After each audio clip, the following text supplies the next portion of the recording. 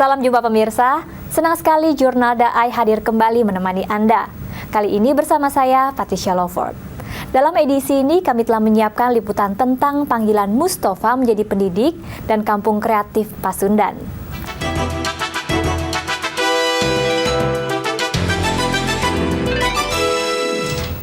Salah satu upaya mencegah arus urbanisasi ke Jakarta adalah meningkatkan potensi kampung di luar kota Jakarta. Setiap kampung pasti memiliki potensi, antara lain potensi seni, sumber daya alam, dan potensi ekonomi. Ketika sebuah kampung dibangun dan dikelola menjadi kampung kreatif, niscaya penduduknya semakin menghargai potensi kampung mereka sendiri. Kampung Pasundan adalah salah satu kampung di kota Bandung, Jawa Barat yang berusaha menuju citra sebagai kampung kreatif itu.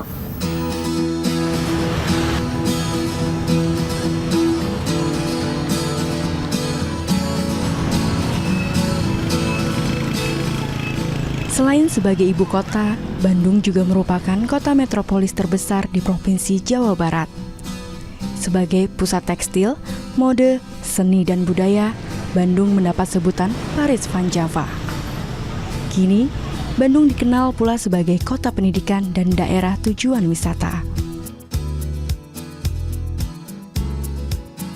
Pada awal tahun 2012, survei salah satu media Singapura, Channel News Asia, menempatkan Bandung sebagai posisi 5 besar kota kreatif se-Asia. Sebelumnya, tahun 2007 di Yokohama, Jepang, Bandung terpilih sebagai proyek awal kreatif se-Asia Timur.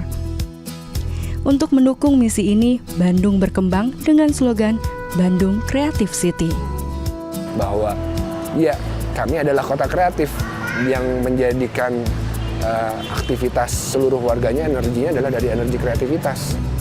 Kampung kreatif adalah merging, adalah kolaborasi dari ketiga fokus program kami. Kita bicara kreativitas, kita bicara aktivitas ekonomi, kita bicara infrastruktur dengan skala yang kecil. Karena yang diharapkan tujuan akhirnya menjadikan kampung kreatif ini menjadi kampung wisata yang sesungguhnya, bisa mendatangkan wisatawan dan sebagainya.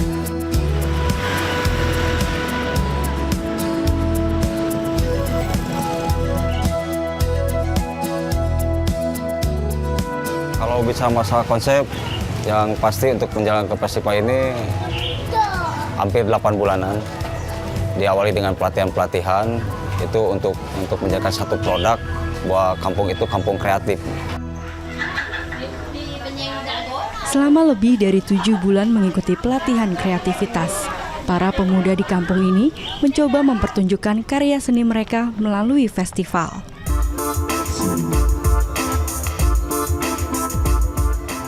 Festival Kampung Pasundan merupakan kali pertama diadakan di kampung ini.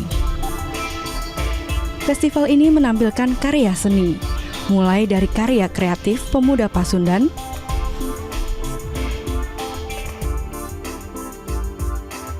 komunitas, hingga karya dari kampung kreatif lainnya. Selain membuat karya dari barang-barang bekas, seni mural atau seni melukis dinding merupakan bentuk kreativitas lain yang ditampilkan para pemuda Pasundan. Tujuannya menarik lebih banyak pemuda untuk berkreativitas. Menampilkan karya seni merupakan salah satu cara mereka untuk menarik wisatawan. Jajanan maupun panganan lokal juga ditampilkan di sini. Wisata kuliner menjadi salah satu upaya untuk meningkatkan perekonomian bagi warga sekitar.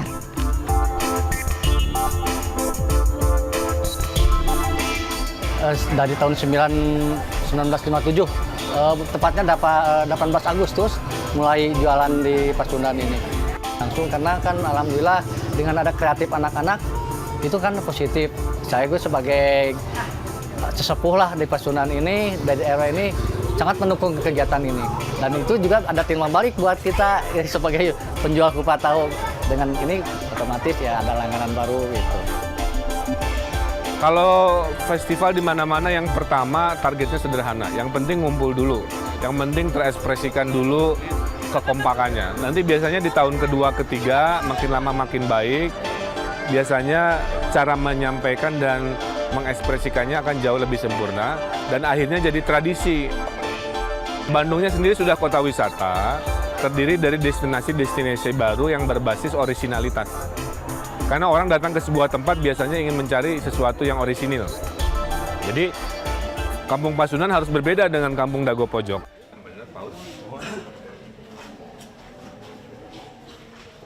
Konsep kampung kreatif adalah membangun kampung menjadi pusat pendidikan, budaya, serta ekonomi kreatif. Melalui Karang Taruna, para pemuda diajarkan dan dibina untuk memiliki bekal kreativitas dalam membangun kampungnya menjadi kampung kreatif. Kalau jelas artinya begini, ekonomi dengan sendirinya akan terbangun kalau nilai-nilai edukasinya, nilai-nilai pendidikannya yang tepat gitu ya, tepat pada sasaran. Misalnya apa yang dimaksud tepat sasaran tuh? Masyarakat disadarkan dengan kesadaran kreatif. Nah, untuk mencapai kesadaran kreatif itu masyarakat disadarkan dengan dirinya. Jadi karena tidak mungkin akan menjadi kreatif tanpa dia mengenal dirinya. Kampung Pasundan terletak di wilayah Kelurahan Balong Gede, Kecamatan Regol, Bandung, Jawa Barat. Selain letaknya yang berada di dekat tatanan pusat kota Bandung, Kampung Pasundan juga memiliki potensi lokal yang dapat dikembangkan menjadi industri kreatif. Salah satunya Sungai Cikapundung. Cikapundung adalah sungai yang membelah kota Bandung. Airnya berasal dari Curug Ciomas dan berhulu di utara kota Bandung, tepatnya di daerah Lambang. Di sepanjang aliran terdapat pemukiman, perdagangan, dan aktivitas lainnya yang memanfaatkan fungsi sungai. Program Kampung Kreatif juga pada gilirannya menggerakkan warga ke arah sadar kelestarian alam. Nah, saya pikir ini juga penting untuk dikembangkan, bahwa kemudian nanti sungai itu bisa juga dieksplorasi untuk kepentingan budaya, pendidikan, dan ekonomi. Prosesnya untuk penyadaran bagaimana kemudian mereka sadar terhadap alam, terhadap lingkungannya, tidak hanya sadar sungai misalnya ya, gang-gang ada di sekitar perkampungan itu bisa diaktifasi oleh mereka, bisa diaktifasi, kemudian gang itu bisa dijadikan galeri, bisa dijadikan ruang bermain, bisa dijadikan ruang belajar, seperti itu.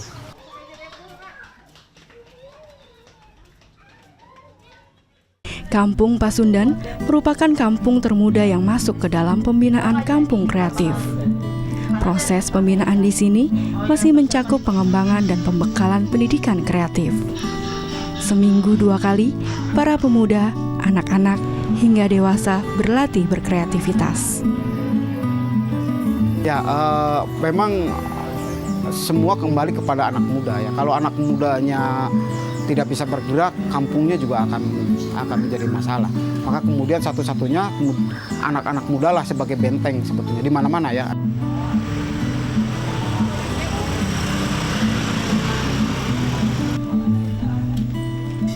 Pertama-tama saya ngadain rapat Karang Taruna ya teh, kita pembentukan, kita kerjasama dengan para RT di wilayah RW 04. Kita minta perwakilan tiap RT 5 orang, pemuda-pemudi, tapi yang di usia antara kelas SMP sama SMA, paling besar ya universitas kuliahan.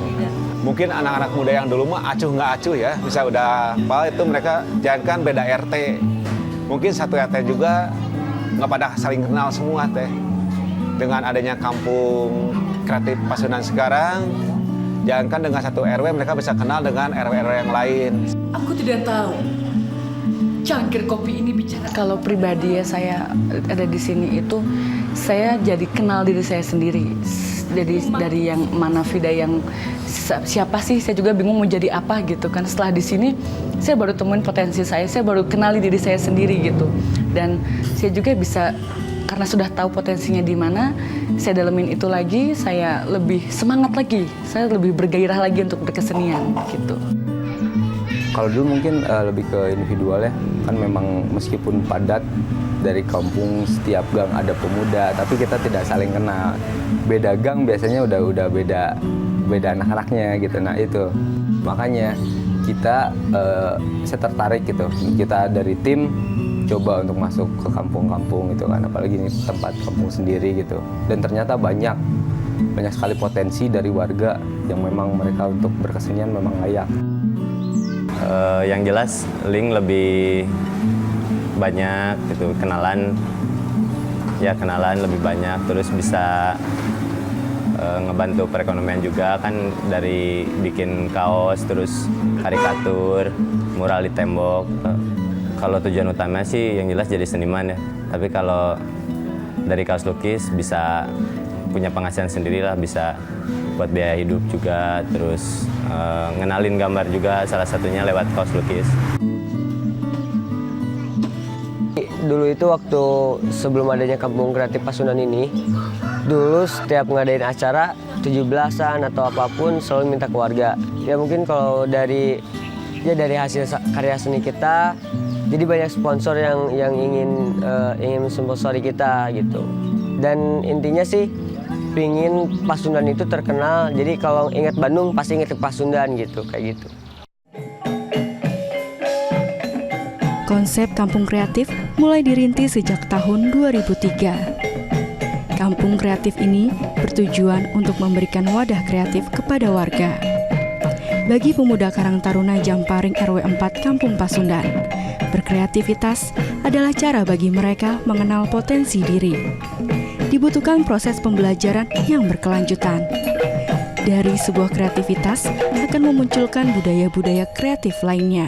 Mendaya gunakan potensi lokal yang ada untuk membangun kampung dalam pengembangan ekonomi kreatif adalah bagian dari upaya menata sebuah kota.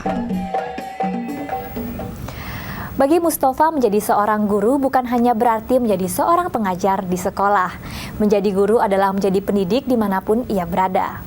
Itu sebabnya Mustafa tidak tinggal diam melihat keadaan anak-anak di lingkungan rumahnya yang sangat membutuhkan sarana pendidikan.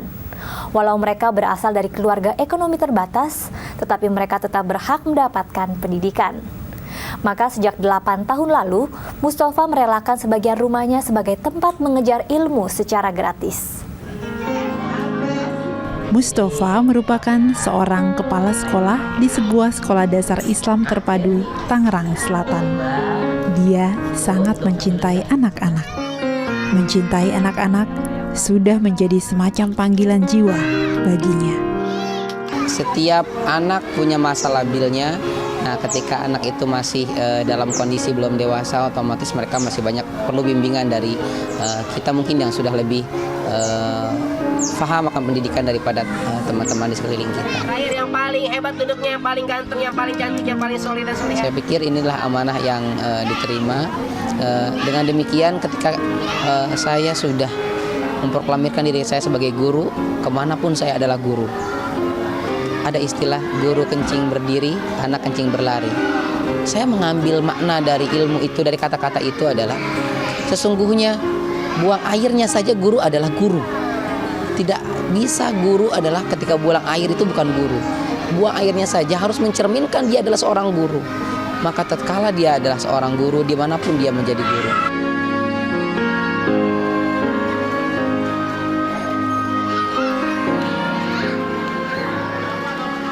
Guru bukan profesi yang sama dengan yang lain.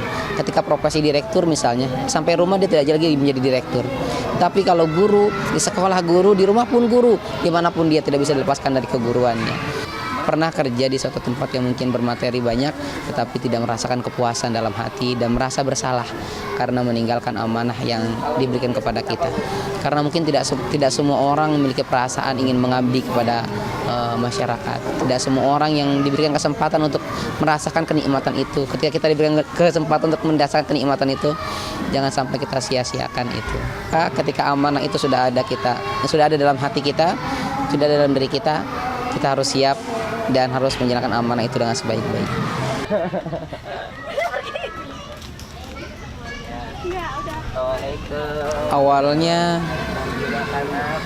Awalnya itu melihat anak-anak yang kesehariannya tidak belajar, kesehariannya hanya bermain.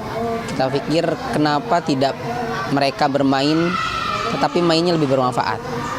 Maka kita kumpulkan mereka, kita ajak mereka untuk kumpul-kumpul, bermain, belajar bersama. Ternyata responnya positif.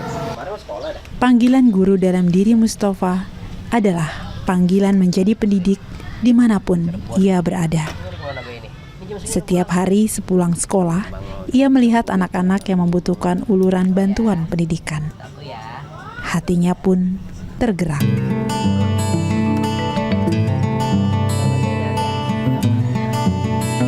Daerah Jurangmangu merupakan salah satu daerah yang berada di Kecamatan Pondok Aren, Tangerang Selatan. Sebagian besar masyarakat di wilayah tersebut bermata pencaharian sebagai buruh maupun pedagang. Dan di antara mereka, ada yang bermata pencaharian sebagai pemulung. Termasuk di antaranya anak-anak yang menjadi pemulung. Kita tinggal di pinggiran kota, tetapi banyak anak-anak yang pendidikannya jauh daripada anak-anak kota. Mereka bukan tidak mau belajar, tapi tidak mampu belajar. Tidak mampu dalam arti tidak mampu secara ekonomi, tidak mampu juga secara kesempatan. Karena tidak ada yang membimbing, maka mereka juga tidak mampu untuk membimbing diri mereka sendiri.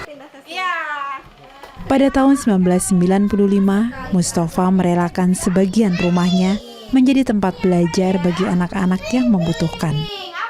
Mereka yang mampu cukup membayar Rp20.000 per bulan. Tapi itu hanya beberapa orang saja. Sebagian besar tidak cukup mampu dan tetap dapat bersekolah di sini secara gratis. Di masyarakat itu banyak sebenarnya yang ingin anaknya itu sekolah gitu.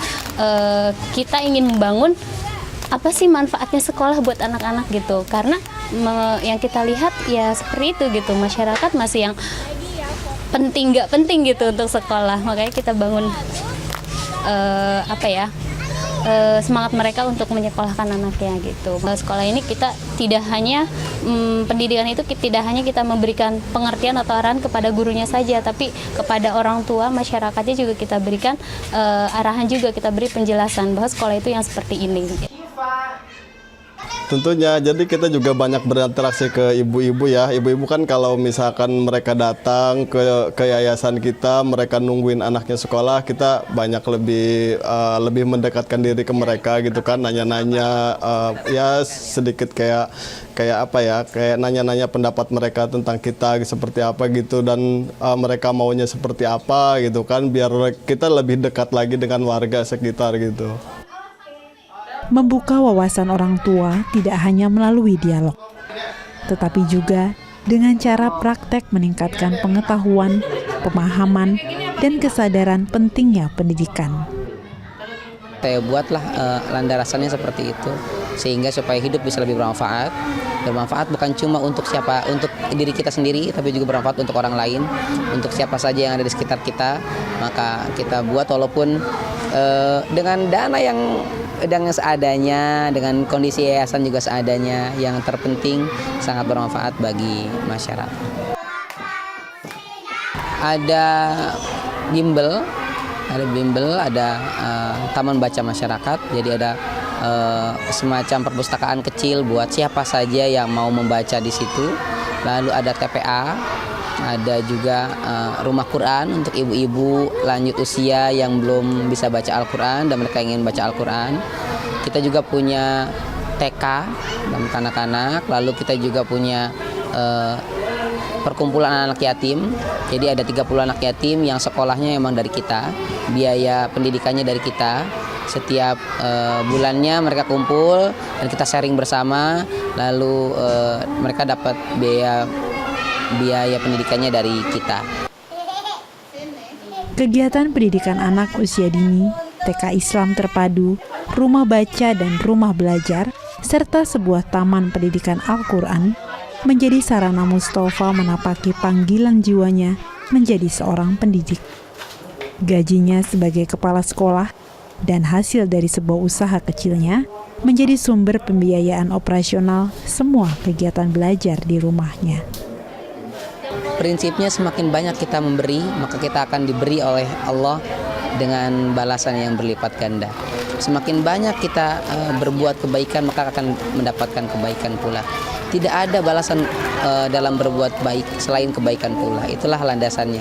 Balasan kebaikan adalah kebaikan. Jadi saya pikir kenapa tidak kita berbuat baik? Karena negara ini perlu orang-orang yang baik. Negara ini perlu orang-orang yang berbuat baik. Maka saya pikir saya ingin berada dalam golongan orang-orang yang berbuat baik. Ketika ada 100 orang yang berbuat baik, maka saya ingin ada di dalam situ.